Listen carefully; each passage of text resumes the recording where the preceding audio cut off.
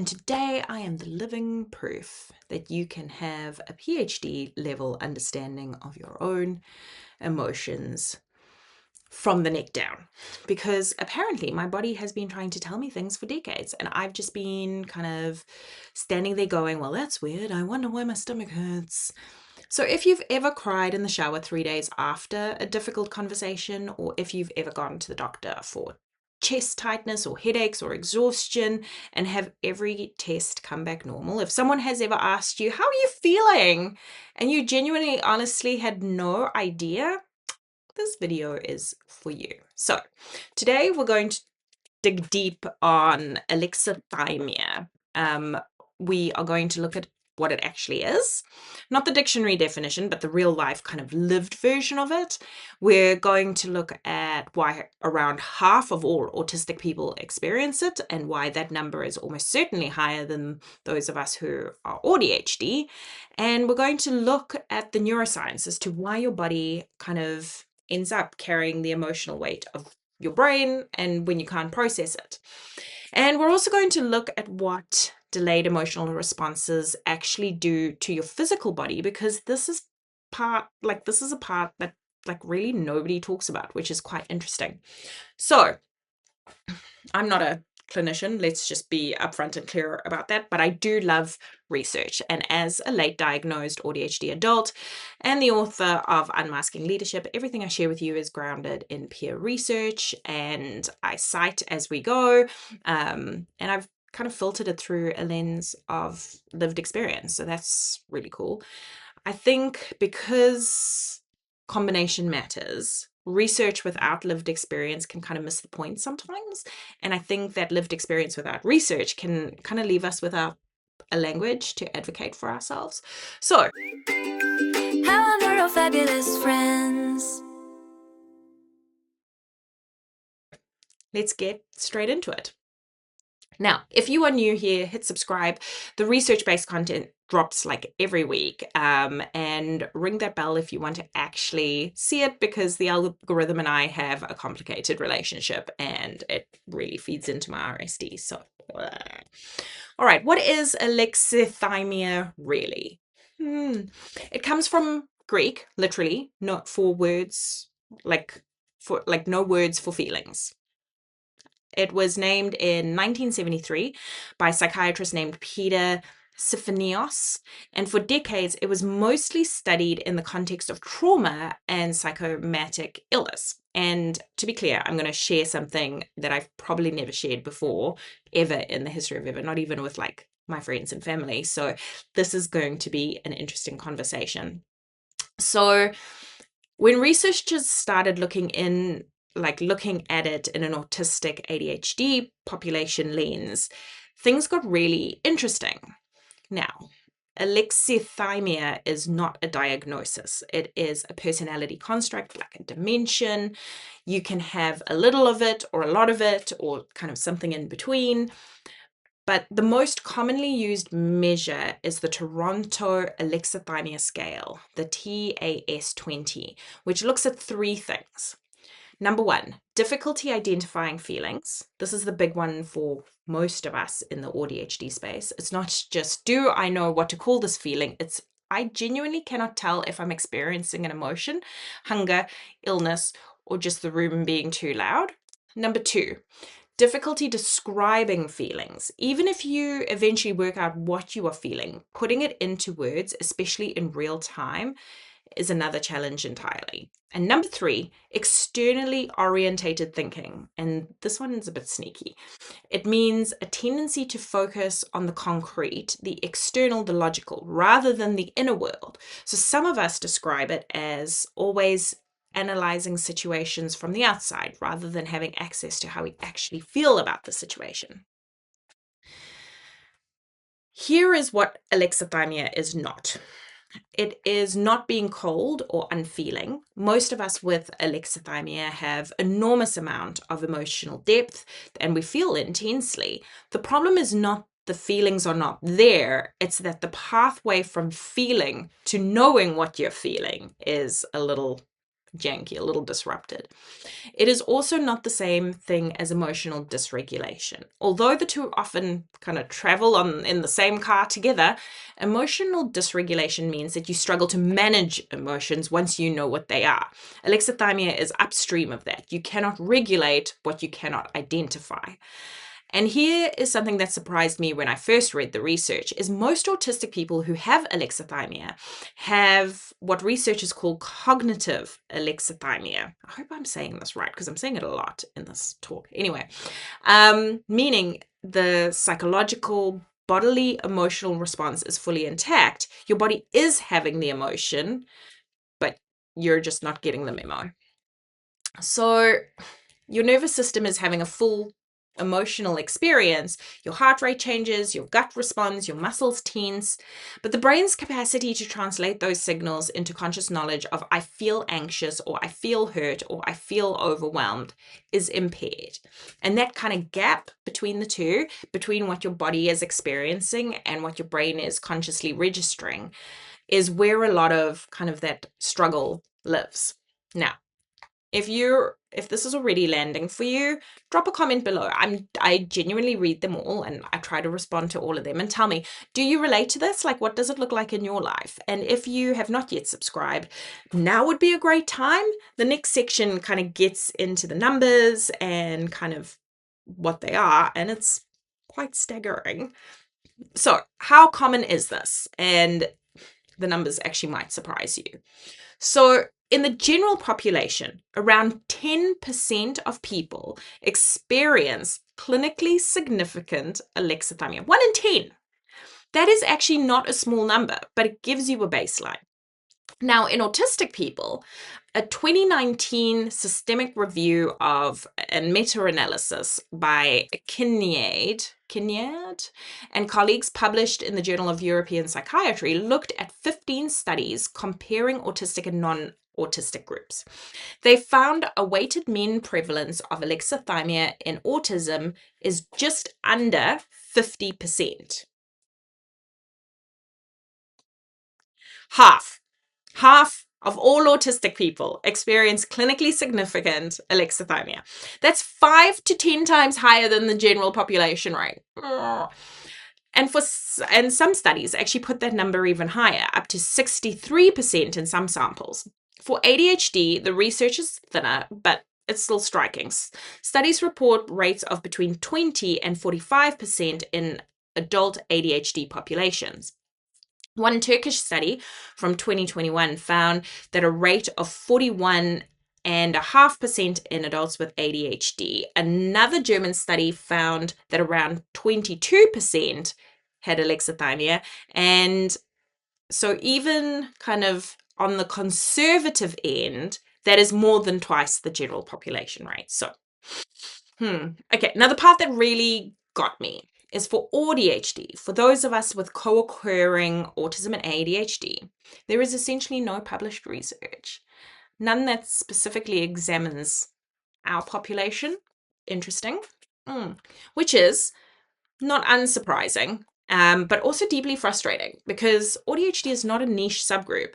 ADHD co-occurs somewhere between 38 and 50% of autistic people, and some estimates go as high as 70%. So we are probably the majority of people seeking neurodivergent clinical support, and yet the research treats us as an afterthought. Grim. Thanks, Queens. So my working hypothesis, the research supports this as a reasonable inference, is that alexithymia rates in AuDHD are at least as high as in autism alone, and potentially higher because the ADHD dimension adds its own emotional processing challenges on top of the autistic ones. But we do not have the data yet, and that's super important. So, the gender reversal and why it matters for late diagnosed women. This is one of the most striking findings probably in the whole group of research, is that in the general population, men are more likely to have alexithymia than women. That is a consistent finding across many studies. In autistic populations, the pattern flips completely. What? Data from the EUAIMS LEAP project, a large European longitudinal autism study, found that 47% of autistic females met the criteria cutoff for alexithymia, compared with 21% of autistic males. What? So autistic women are more than twice as likely to have significant alexithymia as autistic men. What? So the researchers believe that this is connected to masking. You spend years, sometimes decades, suppressing your authentic emotional responses in order to appear neurotypical. You may actually be damaging your capacity to recognize emotions at all. Fascinating. Which means that for many late diagnosed women, the very survival strategy that kept us functioning for many, many, many years, the masking, may have deepened the disconnection from our own inner world.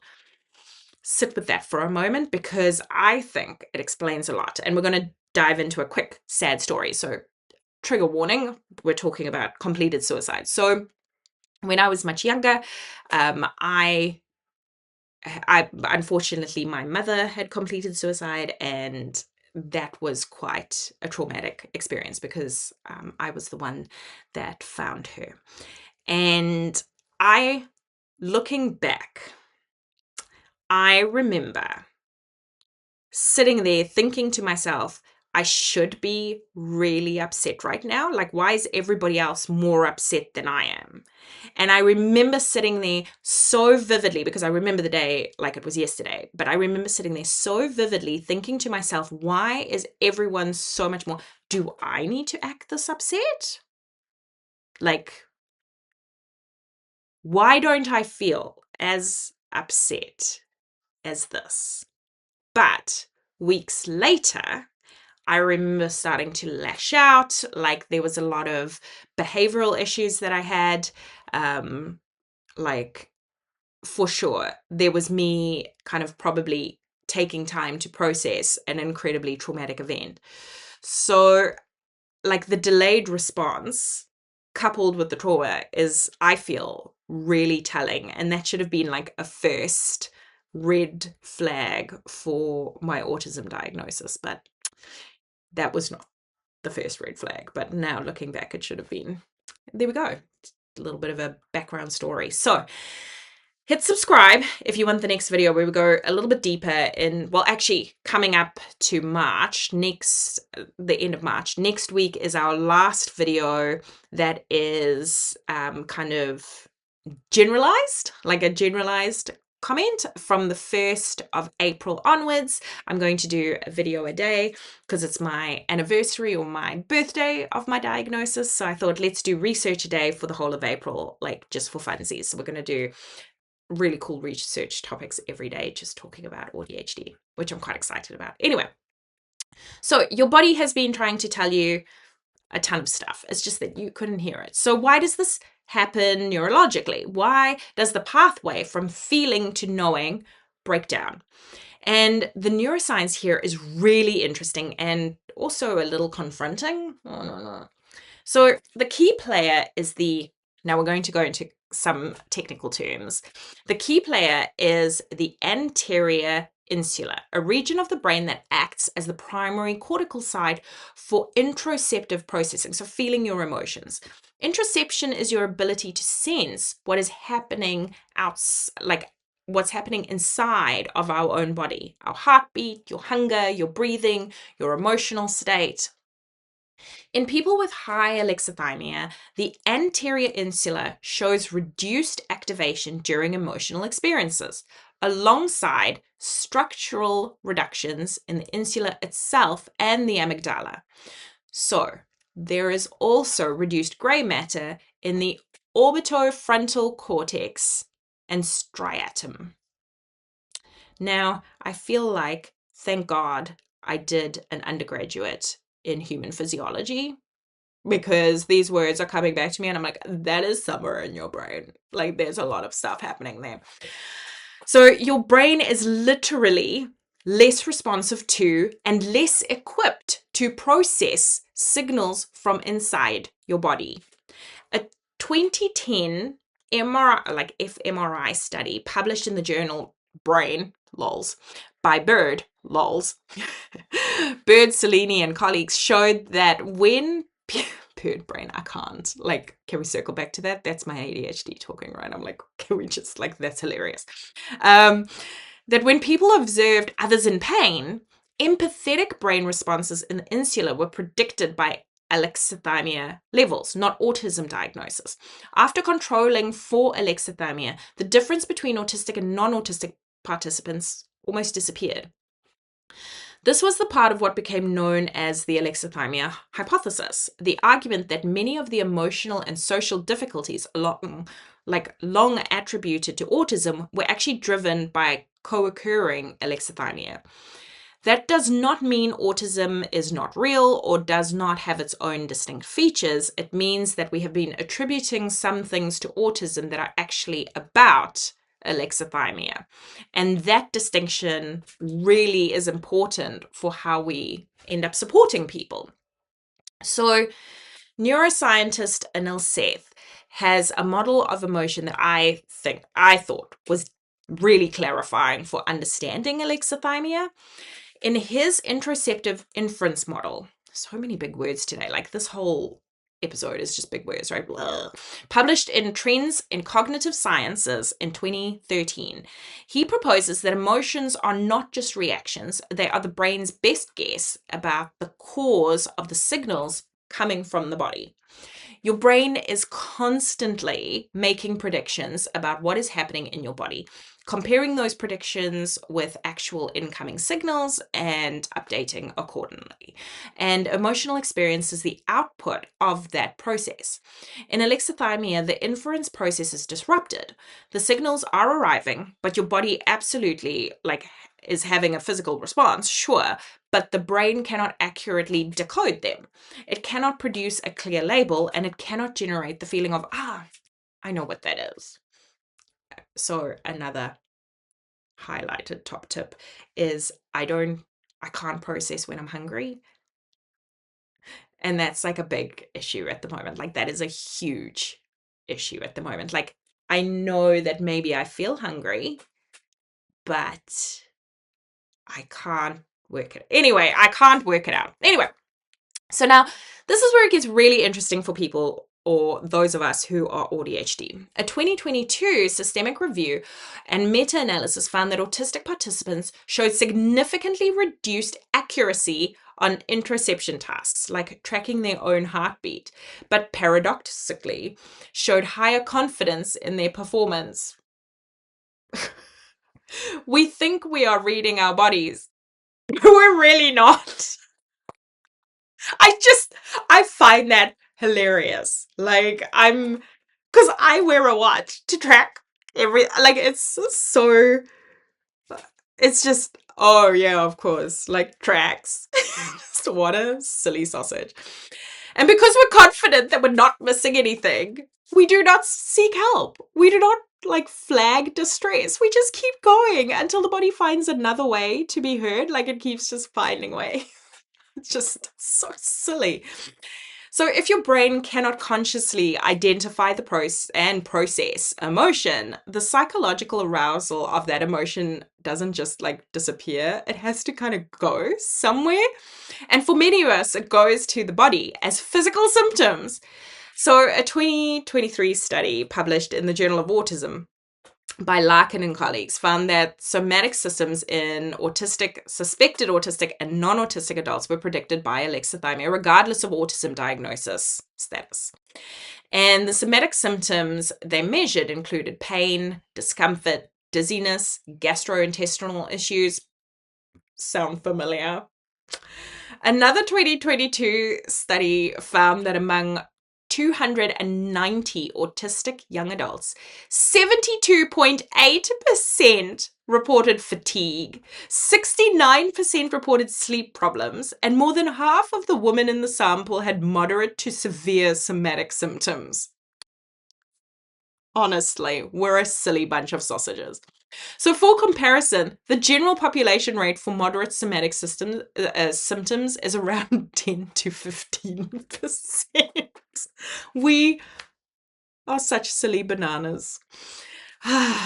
We're not dramatic though. We're not dramatic. We are not hypochondriacs. Our bodies are carrying the emotional weight of what our brains cannot process.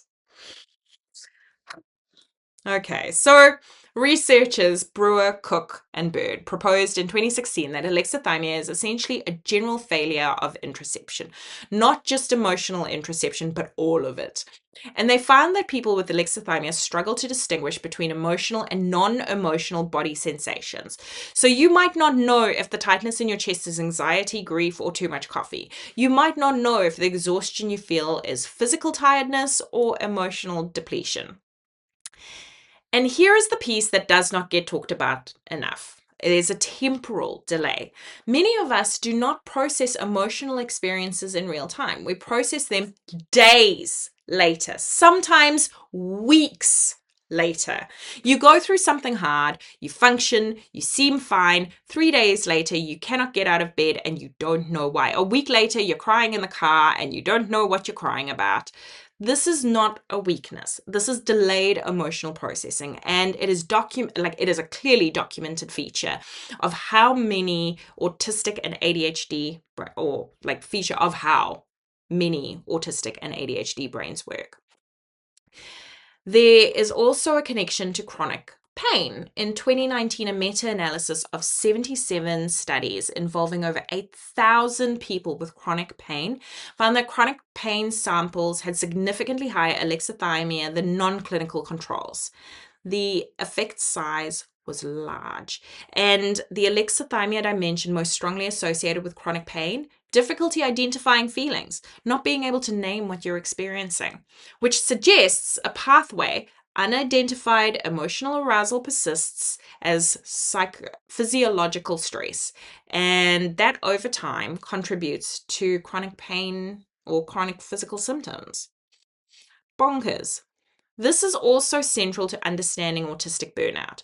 Raymaker and colleagues in their foundational 2020 paper described autistic burnout as exhaustion beyond measure.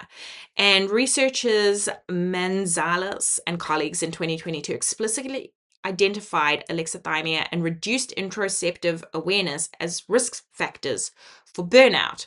Boom, boom, boom. Because if you cannot accurately read your own internal stress signals, you cannot know when to stop. You keep going and going and going until there is nothing left.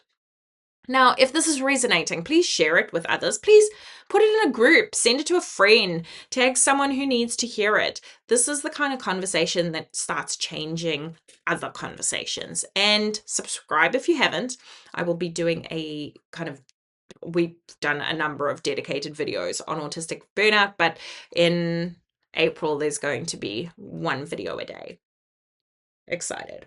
So, in closing, here is what I want you to take away from today. Alexithymia is not a character flaw. It is not emotional immaturity. It is not something you have fixed if you could have just tried harder to be more in touch with your feelings. It's neurological difference in how your brain receives and processes signals from your own body. And it affects approximately half of all autistic people. It is significantly elevated in ADHD. And for those of us who are AuDHD, particularly those of us who have masked for years before diagnosis, the research strongly suggests we carry a disproportionate burden of this. The physical symptoms you've been told are unexplained. They may not be unexplained at all. They may just be your body doing emotional processing that your brain cannot. And the delayed emotional responses, the 3-day later cries, the exhaustion that arrives without warning, those are real. And they are documented. They are not you being strange. So, understanding this does not make it disappear. But it does give you language for it, and language matters because you cannot advocate for something you cannot name, like your emotions. Too soon? Too soon, probably too soon. So, in April, just a reminder, we're going to look at a variety of different researchers a day. And we're going to talk about our sense of self and what the research says about how we can start building better interoceptive awareness. Until then, be patient with your nervous system. It is doing the absolute best it can with what it has. I will see you in the next video. Thank you.